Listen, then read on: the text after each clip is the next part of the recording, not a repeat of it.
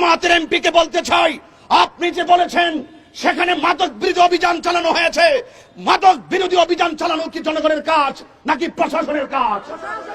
তো প্রশাসনকে ফাঁকি দিয়ে তারা একের পর এক এইভাবে একের পর অন্যায় করে যাচ্ছে, আর একটি স্থানীয় প্রতিনিধি মব ভায়োলেন্স কে উস্কে দিচ্ছে।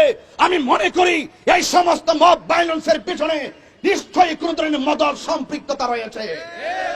এজন্য আমি বলবো, রাষ্ট্রপ্রধানকে বলবো, অনতি বিলম্বে এই সমস্ত মাজারকে ভাঙচুর করার জন্য যারা একের পর এক অন্যায় করছে, অপরাধীদেরকে আপনারা আইনের আওতায় আনুন এবং তাদেরকে দৃষ্টান্তমূলক শাস্তির ব্যবস্থা করুন। পাশাপাশি মিরপুরের ওসি সাহেব গতকাল বলেছেন সেখানে কোনো লাঠি পেটা হয় নাই। আচ্ছা বলুন তো, সারা দেশের মানুষ দেখেছে, সারা বিশ্বের মানুষ দেখেছে, প্রকাশ্যে জিয়ারতকারীদেরকে আঘাত করেছে, স্থাপনাকে ভাঙচুর করা হয়েছে, মানুষকে রক্তাক্ত করা হয়েছে। প্রশাসনের তিনি কোন দায়িত্বশীল ব্যক্তি যিনি বলছে সেখানে লাঠি পেটা করা হচ্ছে না?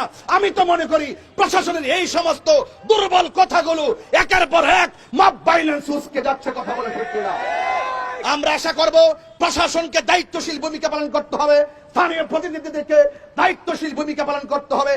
আর যদি এর ব্যত্যয় ঘটে, আমি প্রেস ক্লাব থেকে বলতে চাই, এই দেশে 75% তরিকাপন্থী সুন্নি মুসলমান, তরিকাপন্থী মানুষ